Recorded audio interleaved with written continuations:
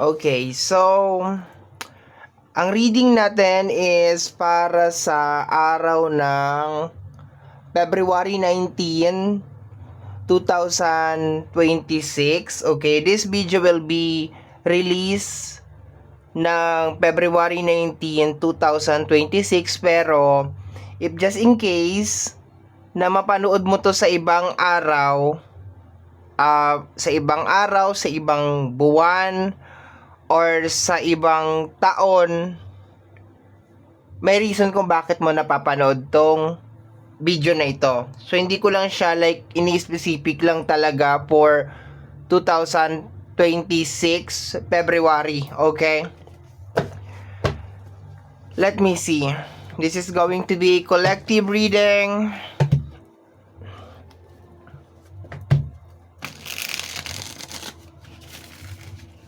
Tingnan natin.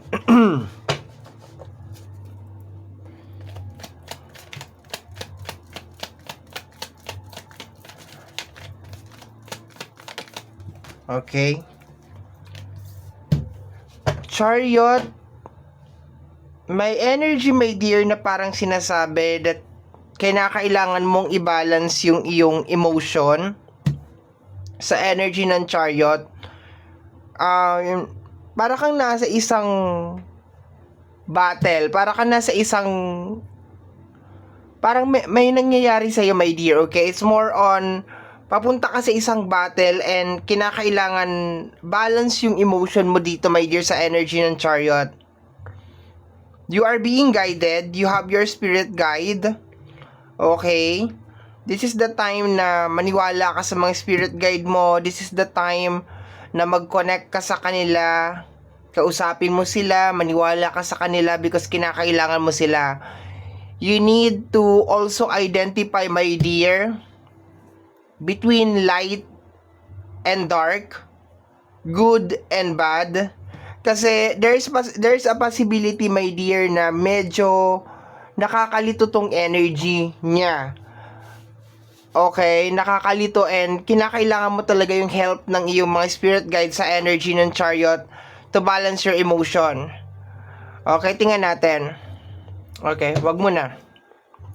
Okay, wala talaga akong sinet na kahit kung paano ko i-ano tong reading na to. I want this reading to be as simple as possible, my dear. Kumbaga, mag-a-add lang tayo ng card kung kailangan talaga natin mag-add ng card. Pero as much as possible, kukuha tayo ng tagi-isang card muna. May mga naka-flip na card. May mga nakita ako naka-flip na card, okay? We have here, ano to? Consequence. Di ba pag parang truth or consequence, parang ganon. Is truth or consequence? Yun ang nakukuha ko eh. It's more on parang consequence. Okay, add pa tayo. Dead end yung energy. Dead end siya. Consequence.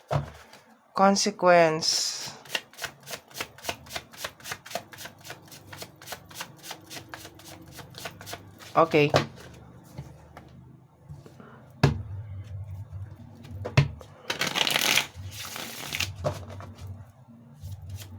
Okay. The Six of Wands. Okay, consequence of your success. Okay. So, kung ano man tong tatahakin mo, my dear, okay, kung ano man tong tatahakin mo, definitely success to. Because this is the Six of Flowers or the Six of Wands. Success to, my dear. Success to. Kung ano tong tatahakin mo, success talaga to. Pero, kailangan maging clear sa'yo, my dear, kung ano yung mga magiging consequence. Yung consequence para maabot mo tong success na to. Possible na hindi to magiging easy. Possible na maraming consequence para maabot mo tong success na to. Pero so far, dito sa first row natin, sinasabi dito, my dear, na kinakailangan mong i-balance yung emotion mo. And kinakailangan hindi ka ma-mix up. Okay, hindi ka ma-mix up between doon sa light at saka sa dark, kailangan nasa gitna ka lang, my dear. It's very important na nasa gitna ka lang. Hindi ka pwedeng masobrahan ng dark, hindi ka rin pwedeng masobrahan ng light. It's very important na nasa gitna ka lang, my dear, para maabot mo itong kung ano man tong gusto mong maabot, my dear. Pero this is a sure success para sa iyo talaga, okay? Let me see. Okay, nakakakuha na ako ng pattern kung paano natin gagawin tong reading na to.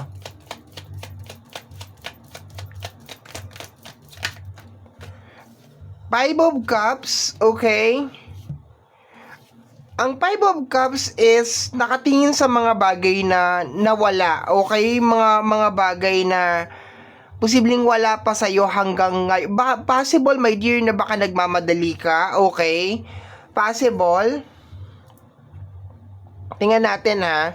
Possible lang naman. Kasi normally, pag lumalabas ang Five of Cups, it's either parang hindi ka masaya sa mga nangyayari sa'yo, or hindi mo na-appreciate yung mga bagay na nangyayari sa'yo. Kasi, hindi naman lahat ng cups, my dear, natapon eh. Meron ka pang 2 cups sa likod mo, pero nakatingin ka doon sa 3 cups.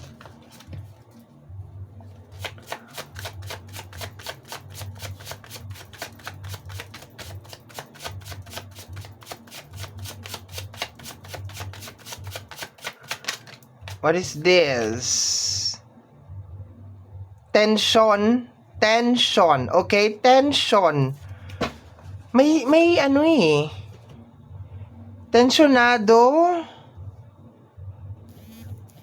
Meron ka bang ini-expect? Meron ka bang ini-expect na dapat sa mga oras na to nandyan na siya? Meron ka bang ini-expect na mga bagay na possible, dapat okay na to ngayon, dapat nandito na to? Kasi may tension akong nakukuha dito, my dear, pero yung tension na yun is ikaw yung gumagawa.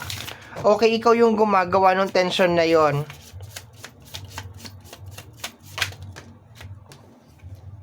The King of Wands. Meron kang ini-expect na possible na dapat nandito na ngayon, okay? Meron kang ini-expect na energy na dapat nandito na siya ngayon. Pero parang sinasabi dito, my dear, na hindi mo dapat madaliin kung ano man tong bagay na to, kasi you have everything, lahat ng kinakailangan mo para maabot kung ano man tong gusto mo maabot, my dear. Pero wag mo siyang madaliin. Is more on the emotion. Yung emotion mo, my dear, yung emotion mo, my dear, yung nananaig. Okay, yung emotion mo talaga yung nananaig over here.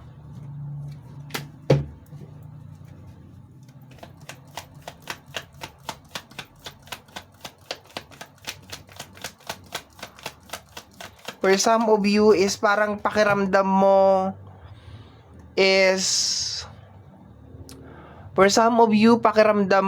parang kulang lahat ng effort na ginawa mo kasi hindi pa nangyayari yung bagay na ine-expect mo. Yun ang nakukuha ko over here. Itong energy ng tension na to, my dear, ikaw yung gumagawa nito. Ikaw yung gumagawa ng energy na yan.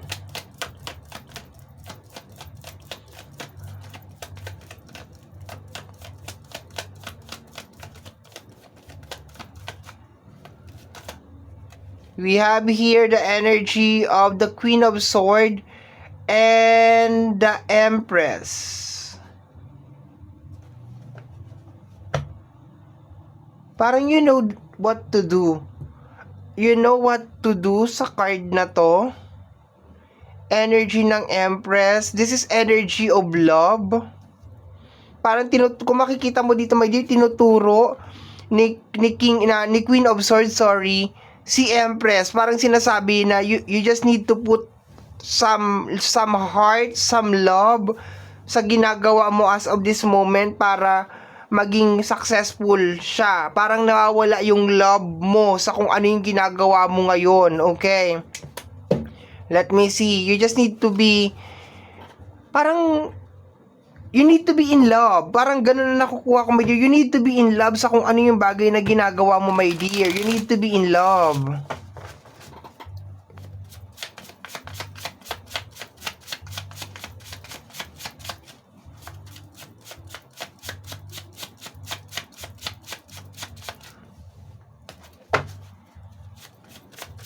Tinuturo niya si Empress. Si Empress din is energy ng growth. Actually, si Empress is yung overall na energy ng apat na queen, which is yung energy ng sword, energy ng wands, energy ng cups. Master niya lahat yun eh. Kumbaga parang, di ba kanina ko sinasabi sa my dear, na dapat balance. Hindi ka masyado nasa dark, hindi ka rin masyado nasa light. Nasa gitna ka lang.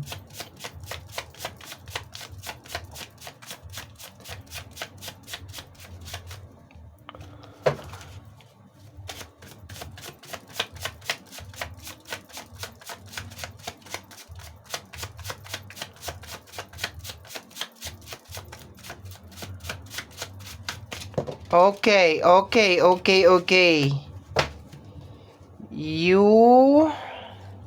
to? You are unstoppable. I love yung energy, my dear. You are unstoppable. My dear, siguro, kailangan mo lang talagang maibalik yung inspirasyon dun sa ginagawa mo. Kailangan mong hanapin, my dear, kung bakit ka nag-umpisa. Bakit ka nag-umpisa na gawin tong bagay na to? Kasi you are unstoppable. Sabi ko nga, my dear, you are being guided. And the reality of life, my dear, is hindi mo pwedeng makuha yung isang bagay nang wala kang sinasakripisyo. Alam naman natin pare-parehas yan, my dear.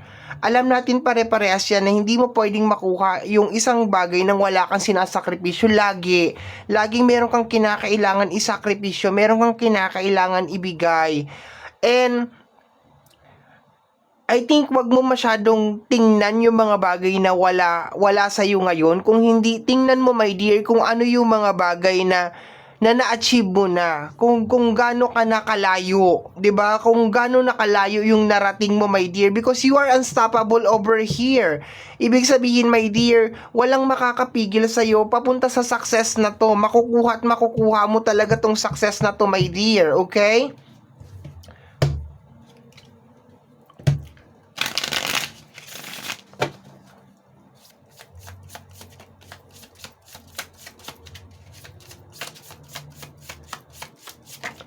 Siguro, we have here the energy of the Three of Sword.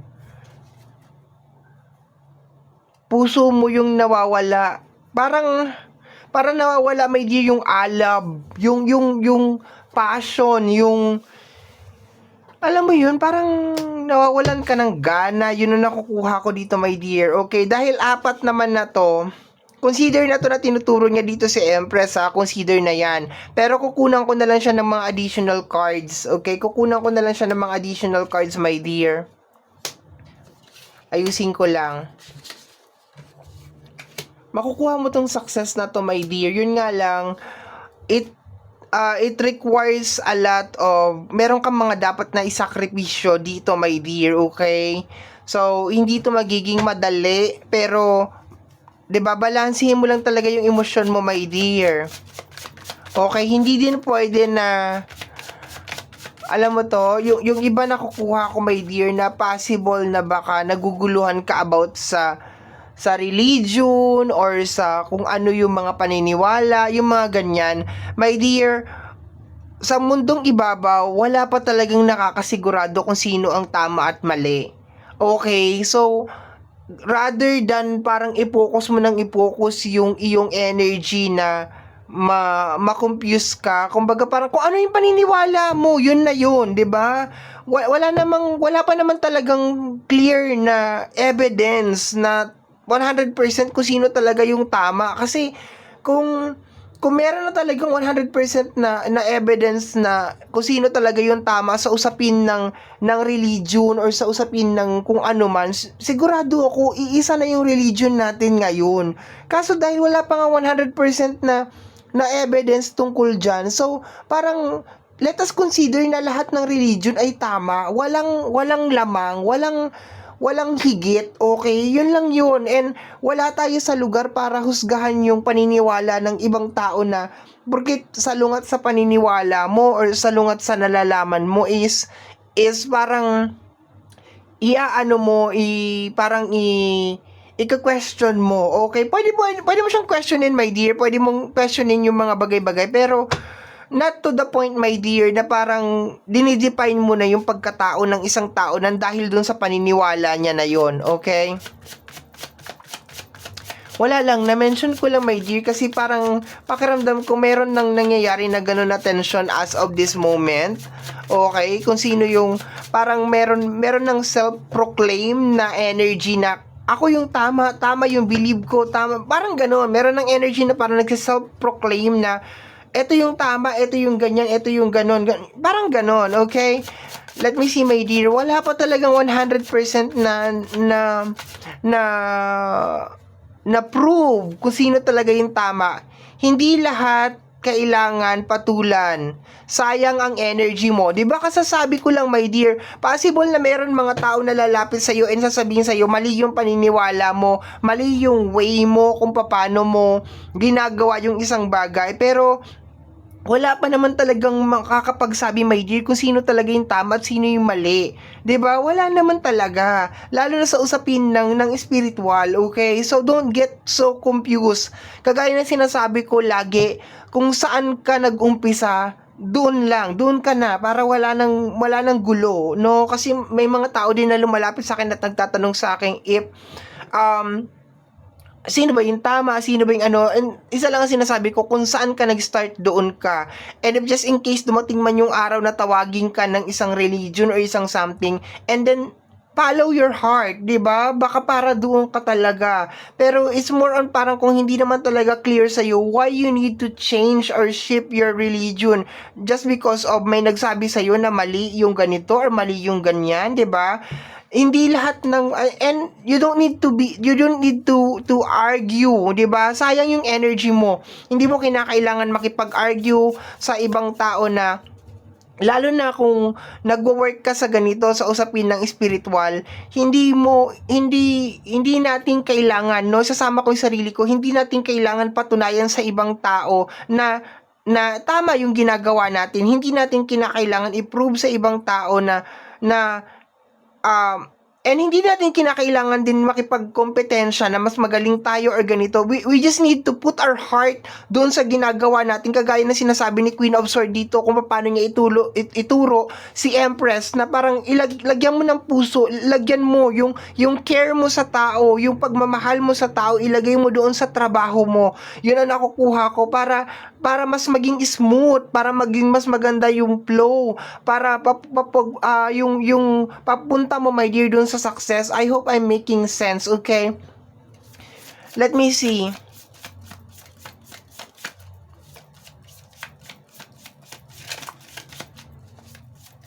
Okay, let me see. We have here the energy of the Six of Swords. Marami sa inyo ang nai-stuck na nanonood nito, my dear. Kagaya na sinasabi ko, my dear, sa tamang panahon, sa tamang oras, hanapin ka ng reading na ito. Although this reading will be published on February 19, 2026. Pero pag napanood mo to sa ibang araw, sa ibang panahon, sa ibang oras, sa ibang ibig sabihin may dahilan, ibig sabihin there's a reason kung bakit mo napapanood tong reading na to, my dear. And gusto lang sabihin, my dear, dito sa reading na to na minsan, kailangan maniwala tayo sa sarili natin, sa ginagawa natin, my dear. Kasi,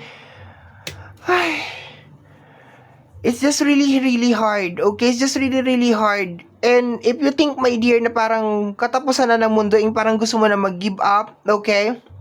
Sinasabi lang dito, my dear, na baka napakarami mo ng pinagdaanan na failure, napakarami mo ng pinagdaanan ng mga challenges in life. Pero sinasabi lang dito sa card na to, my dear, na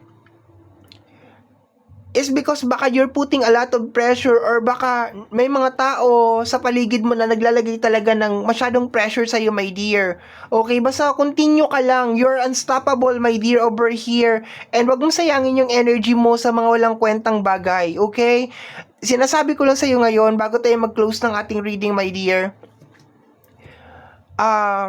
you will make it. Maaabot mo yung dulo ng tagumpay, my dear. Maaabot mo siya, nakikita ko. And kailangan mo lang talaga na wag magpadala sa kung ano yung nangyayari sa mundo.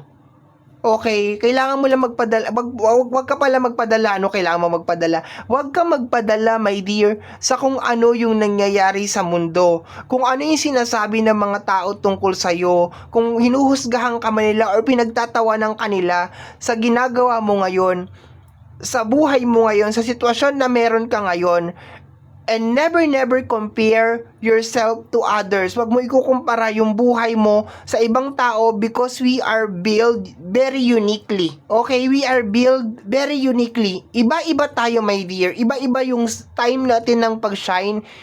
Iba-iba yung struggle na pinagdadaanan natin sa buhay. Huwag kang makikinig sa mga tao na sasabihin sa'yo, my dear, na hindi mo kaya.